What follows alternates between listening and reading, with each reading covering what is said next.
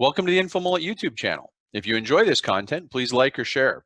And if you'd like to support the InfoMullet by becoming a mulleteer, visit us on Patreon. We appreciate your support. Thank you, Saeed. Thank you for that lovely introduction, George. Appreciate warming up the audience like that. I also appreciate Raafat, who's online. Now that we've covered the audio-visual difficulties, I actually want you to close your eyes for a minute and go back in a time and visualize. I want to tell you the tale of two histories. Alexander the Great's empire at the end of his reign is the largest empire in landmass since Cyrus the Great. He has gone from west to east, he has founded cities, and on his deathbed, his generals are begging him to appoint a successor. Alexander, who is going to inherit this empire? And allegedly, what he says is to the strongest. This is one history, one reference mode. Within 100 years after his death, his generals have formed competing successor states, and the empire no longer exists. It collapses in competition between generals, and all that Alexander did is gone. But there's a second history in Alexandria, the city he founded in Egypt. The reference mode of this city is multiple schools of thought, academies, the great library, all having to reconcile themselves and coexist in a city whose introduction of knowledge and science would last for centuries. So now open your eyes back up, and I want to talk about the history of the system dynamic society that we face today. Now in our paper, we go through a history of the quality debate. It's in the paper, I'm not going to go through it extensively, but it begins, at least in our part, history never begins at one point, but you arbitrarily pick a point. We picked 2007 when Jay Forrester addresses the society and uses this phrase, aimless plateau, which then becomes the most cited phrase for the next 10 years. And he calls out three elements of quality that challenge the society. Paraphrased as tackle big problems, use high leverage policies to do it. And when he thinks big problems, he's thinking governmental problems. That was specific to what he said. Use high leverage policies to do it, and use high quality tools and methods to identify those leverage policies. Now he goes through and lists 8 other criteria.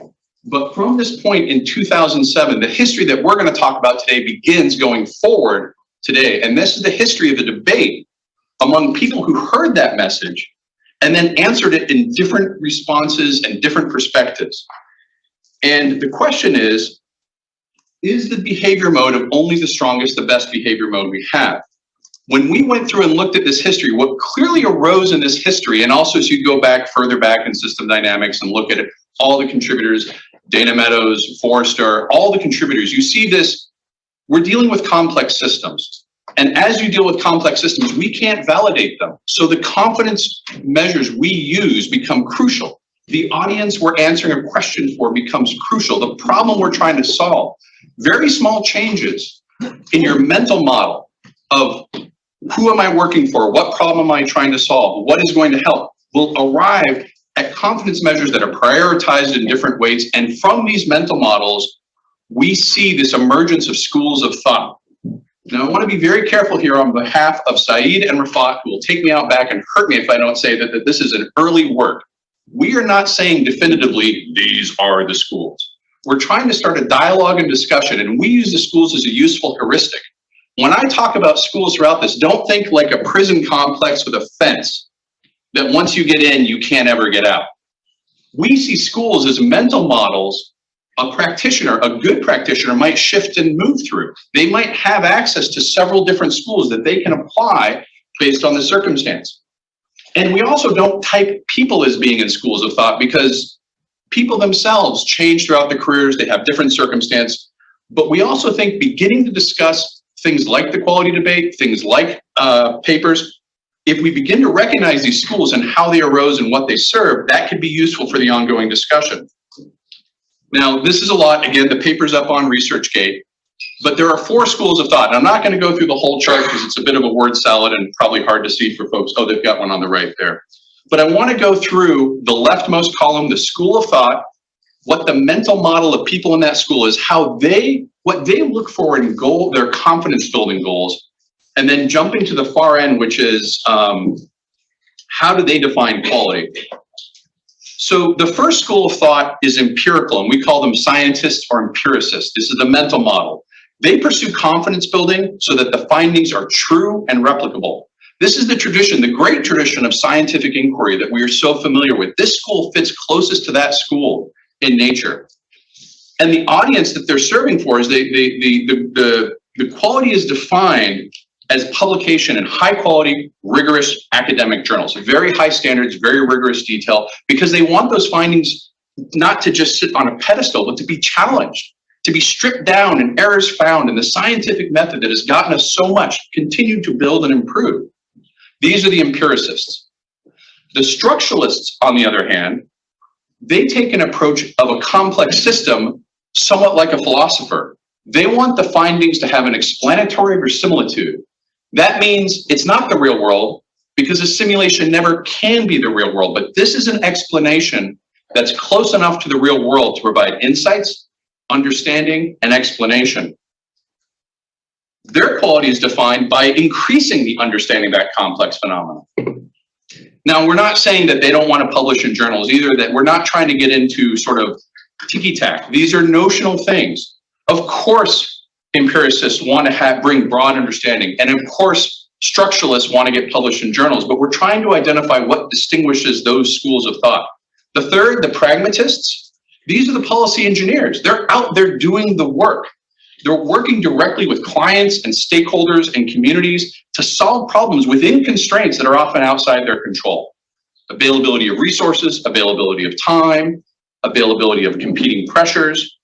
Their quality is defined ultimately by the stakeholder or client needs. How can we help you solve this problem that's in front of us? And the final school, the methodological school, the Methodists, their approach is to help build the tools that these other three schools use. They define quality as the broad accessibility, applicability, and usefulness of the tools they create, the methods. So we went through, it's one thing to kind of notionally make up these categories. We asked, could we do anything with this that was useful? So we looked back at all the 28 J. Forrester Award winners, and we did a method. It's a simple method. Each of us independently said, could we tag this to a school? And if all three of us agreed, we kept it to that school. If we disagreed, we asked why as an exploratory exercise for what's wrong with our definitions, what are the edge cases. What we found is about 20 of the award winners were easily typed to one of the four schools. All three of us agreed, first pass, pretty easily. So we thought that had some usefulness. And what the chart here shows is from 1983 to 2021, when you group these, you find that the methodological and the structural schools of thought have received the most awards. This isn't necessarily saying what's right or wrong, it's just a count. And the empirical and pragmatic. Now, these are going to be discussions and debates. I can see someone that says, hey, my paper's not pragmatist, my paper is, this. And we're going after this conference. We're going to reach out to all the authors. We're going to reach out to the people that are referenced in the history. We're going to talk to them again. This is the start of a dialogue. But what we found is even having that dialogue was useful. Where we disagreed often were edge cases. That thing that sits halfway on the line. Is Kim Warren's strategy dynamics pragmatist because it deals with business, or is it methodological because it deals with simulation instruction? Is the work on anemia at the Mayo Clinic, is that empiricist, or is that pragmatist because they have a client and a stakeholder? These helped us define the school definitions and get more crispness to how you would describe that edge case. And again, these are not fenced-in institutions like a prison. There is overlap, there is fluidity. When we broke out the awards by time, we found that the methodological award winners were in the early part of the awards. They were actually the predominant awardees in the early part of the System Dynamics Society, and then they stopped suddenly, and you see the other ones get. Now, again, we're not drawing any broad conclusions. We're simply saying that by articulating four schools, going through the exercise of identifying award winners as a first step, we have found useful distinctions and information that can provoke a dialogue. So how do these relate to J. Forrester's challenge? J. Forrester challenged three things at large. He says, deliver impact to sponsors. He used the word government, but we might think of these as big problems, right? Well, that's the people on the ground doing the work delivering. That's in the pragmatic school. Again, that doesn't mean someone doesn't have an empiricist mindset, but when they're working with direct communities and stakeholders, That's a pragmatic approach. That's a pragmatic school of thought. Their constraints are defined by the client they work with, the stakeholders they work with. The second challenge was to identify high leverage policies. Well, that is really the bread and butter of the empiricist and the structuralist. Both groups are looking to find, how do we use leverage points in this complex system? They may have different approaches, they may have different means, but they're both trying to say, what are those high leverage policy points? And the use of high quality models, the third part, those are the methodologists. Now, what was interesting is when we started this, the methodologists didn't exist. They came out of this discussion of how do we group these groups, and we found that the interplay between the schools is often what is innovated by empiricists and structuralists end up in a methodologist who then hands it to a pragmatist. And you see this interplay and richness throughout the history of the society, this ebb and flow of ideas between the schools, and even transfer between schools of, empiricist and structuralist method. Now, the specific criteria of quality that he did, he listed 8. And we also showed how each school plays a role in this. I've heard great advice, don't try and be Jay Forrester. I think that's very good. We all have our own ways. There's new innovations, there's new technologies, there's new things we need to incorporate. But there are pieces of these, and each thing he said in that fall within a school of thought. Paper starts with a clear description, pragmatic. This is in the paper, we can go through it. I don't know how I'm doing on time. Okay.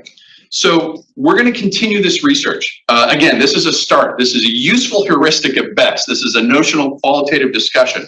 But we want to really now invite everyone in this room and online in the society to join the discussion and say, hey, those schools, you're totally wrong, man. There's 8 or 7 or 2, or you got it wrong. We want to broaden this discussion and make sure it's not being mistaken as a prison, and recognizing that we believe this reconciliation of the schools of thought allow each school to identify its conventions on methods, approaches, how they define quality, their aesthetics, how they present, their ethical modeling practices, how that serves the field when each school, just like in Alexandria, has to reconcile itself that it exists. And where we conclude is that we believe recognizing the different schools of thought, allowing each to identify these, can serve. Our belief, our assertion in the paper is that the best modeler this field has seen is either just starting now or has yet to join the society. And when she gets there, what will she find? Will she find the successor states of Alexander? Or will she find Alexandria, where there are multiple schools of thought, sharing information, sharing practices, competing on who has the best answer, but that sort of rich legacy that lasts for a long time? I'll end now and see if there are any questions.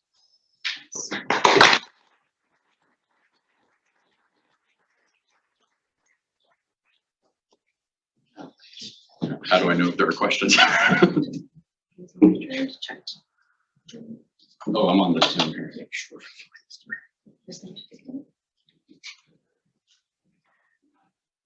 So there's a question in the chat from Danielle Curie. Have you considered looking at the schools and the Dana Meadows Award winners? We thought about that, but there was a time constraint. I was finishing dissertation in April. There was a deadline for things. We are planning to go through other awards, things that are tracked, and start doing this. And we think it could be useful for other people as well to start doing the data analysis, articles, SDR, award winners, and seeing if this is still useful as we broaden the audience. We just started with Jay Forrester because 28 is an easy number to get through. I guess a follow-on would be, do you think there's a difference between early and late career individuals? Do you think people evolve as they spend more time in the field? Other than the size of their models, I think definitely there's probably a progression, but it's too early to know where they might move. Some people might start methodology, get in deep to the details, and then move to structuralist. That I think is going to have to be figured out by the data. I think there are different personas and profiles based on what schools they start in, what universities, who they're exposed to, and how it goes from there. Any questions in the room? Here. Yeah. Go ahead. So. Yeah, thanks. Very interesting. How do you think that all those system dynamics is picked up more in different journals now and like in different disciplines? How does that influence the core? So I work a lot with the Santa Fe Complexity Institute, who also studies complex systems, and they were very interested in this approach because we scoped it to system dynamics. But they said the nature of complex systems itself, they are familiar with these debates. And we may not be inventing anything here. We may be finding out that there is always this, but they say the nature of complex systems where the traditional methods of validation are challenged rises this debate of how do you approach the system and how do you understand what good and quality is. So there may be applicability in other areas. There may also be insights in how other fields have approached this problem that we can learn from. Probably the last question, please. Have you considered that there may be a difference between people who are self-taught compared to people who went through a university program? For example, that self-taught people may not have access to one of these schools in their way of thinking? I think that's a really good point, in that a lot of times if we have access to a school, I went to WPI, my advisor was Saeed. We describe him as having structuralist papers. I consider myself, structuralist influenced, but I do a lot of empirical data work. I think having the nature of an institution, the advisors you have, will influence where you go. But it's too early to know whether there's a difference between people who learn at a school versus. Thanks for watching the video. Hope you enjoyed it. If you'd like to follow the InfoMullet, visit us on Facebook or Twitter. And if you'd like notifications when we post new video content, click on the red subscribe button below the video. If you've ever wanted to become a mulleteer and support the InfoMullet, visit us on Patreon. We appreciate the support.